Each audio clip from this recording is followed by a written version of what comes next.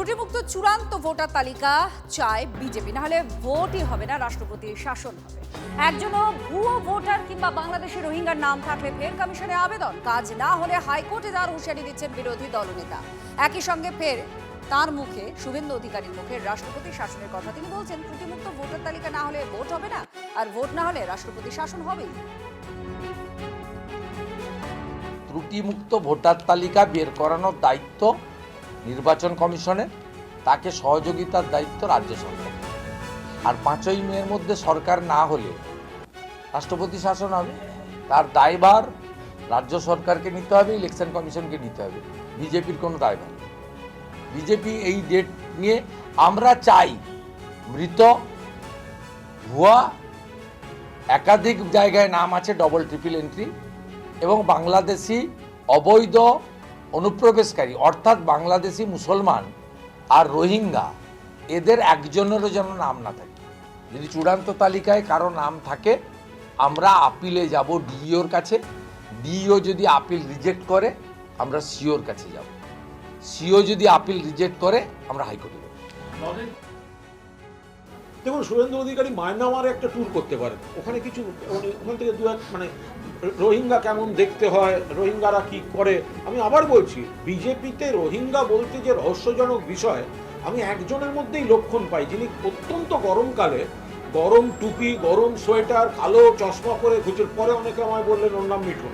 কিন্তু ওই রোহিঙ্গা, তো এবার ব্যাপারটা এটা, শুভেন্দু অধিকারী ভোটার লিস্টে 58 লক্ষের মধ্যে একজনও বের করতে পারেনি জাতীয় নির্বাচন কমিশন। এখনো পর্যন্ত ভোটার লিস্ট থেকে একজন রোহিঙ্গা বের করতে পারেনি। আর যদি রোহিঙ্গা একটাও যদি কোথাও দেখাও যায়, তার দায় তো হচ্ছে মায়ানমার থেকে আসছে, মানে তোকে বিএসএফ এর দায়িত্ব, সে ঢুকছে কি। আবার বলছি, এই যে ব্যাকডোর দিয়ে যাওয়ার একটা ইচ্ছা, কি হবে? প্রথম কথা, রাষ্ট্রপতি শাসন হবে না। আর যদি রাষ্ট্রপতি শাসন ওরা এই সব স্বপ্নে থাকেন, তাহলে জেনে রেখে দিন, রাষ্ট্রপতি কেন, রাষ্ট্রসংঘের শাসন হলেও তৃণমূল কংগ্রেসই বাংলার মানুষের ভোটেই জিতবে। আরে মানুষের উপর ভরসা নেই এদের, রাষ্ট্রপতি শাসন। আরে ভোটার লিস্ট আর ভোটার তো বাংলার, আর রাষ্ট্রপতি শাসন কিসের হবে? এসআইআর এর সঙ্গে কোনো সম্পর্ক নেই ভোটে। এসআইআর শেষ করতে না পারলে ভোটের পর বাকিটা হবে, আগের ভোটার লিস্ট বেসিসে ভোট হবে। এসআইআর এর সঙ্গে ভোটের কোনো সম্পর্ক নেই।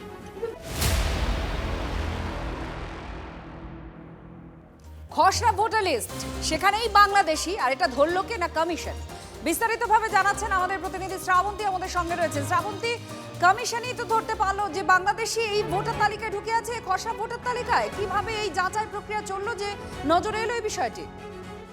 দেখো, অভিযোগ রয়েছে মঞ্জু রানী সাহা নামে একজন ভোটারের বিরুদ্ধে, যিনি বারাসাতের ভোটার, 119 বারাসাতের ভোটার তিনি। অথচ দেখা যাচ্ছে কমিশন যখন ফ্যাক্ট চেকিং করছে, এই সুপার চেকিং, যেটা মাইক্রো অবজারভার থেকে আরম্ভ করে রোল অবজারভাররা একসঙ্গে বসে রোজ নিজেদের সম্মিলিত কাজ করছেন, সেখানে দেখা গেছে যে এই মঞ্জু রানী সাহা তিনি শুধুমাত্র যে বাংলাদেশি ভোটার কার্ড রয়েছে তার এমন নয়, তার সঙ্গে তার সেখানে তিনি ভোট দিয়েছেন কুমিল্লায়, সেই ভোটার স্লিপও তার কাছে কমিশনের হাতে এসেছে।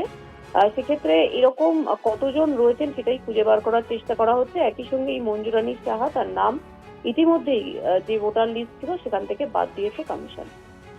ধন্যবাদ শ্রাবন্তী, আমাদের প্রতিনিধি জানাচ্ছিলেন বাংলাদেশি মঞ্জু রানী সাহা, যে বাংলাদেশে কুমিল্লায় ভোটও দিয়েছেন, সেটা কমিশনের কাছে সেই তথ্য প্রমাণ সামনে আসে। খসড়া ভোটার তালিকায় এই বাংলাদেশির খোঁজ পায় কমিশন। চূড়ান্ত একটা যাচাই প্রক্রিয়া চলছে, আর তার মধ্যেই এই চেকিংয়েই ধরা পড়েছে এই মঞ্জু রানী।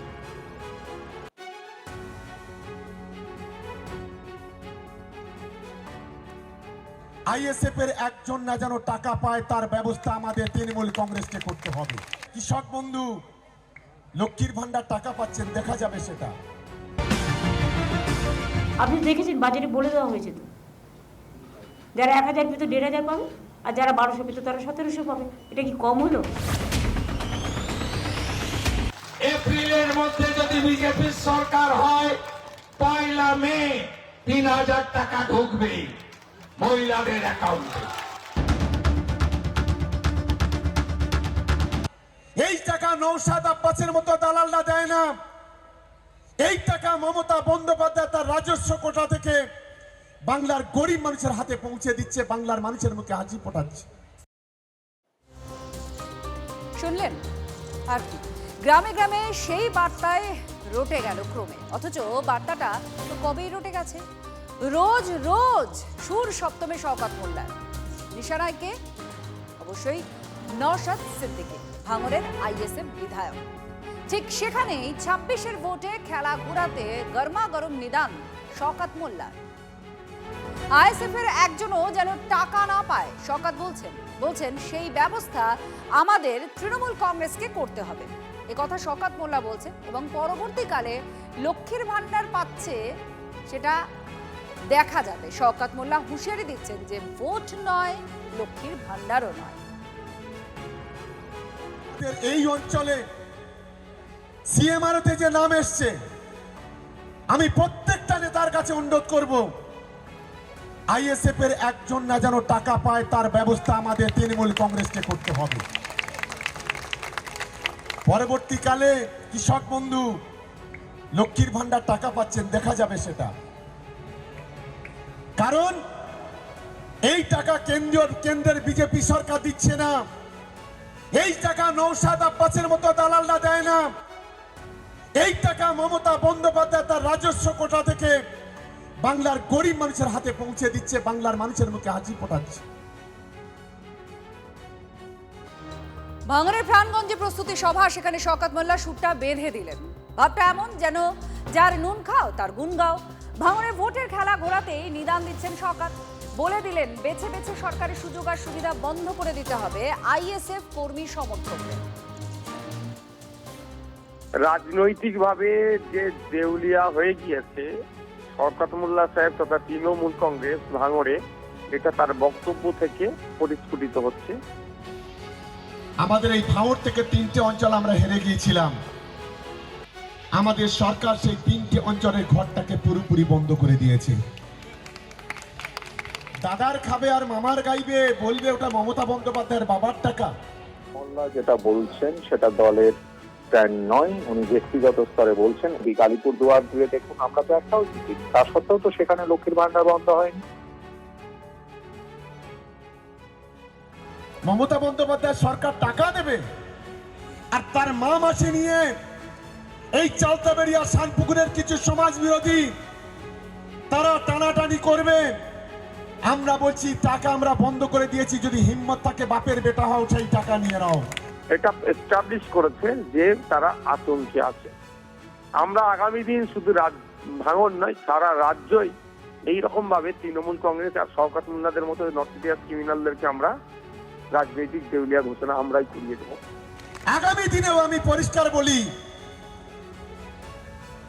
আমাদের এই অঞ্চলে সিএমআরতে যে নাম এসছে, আমি প্রত্যেকটা নেতার কাছে অনুরোধ করব, আইএসএফ এর একজন না যেন টাকা পায় তার ব্যবস্থা আমাদের তৃণমূল কংগ্রেসকে করতে হবে।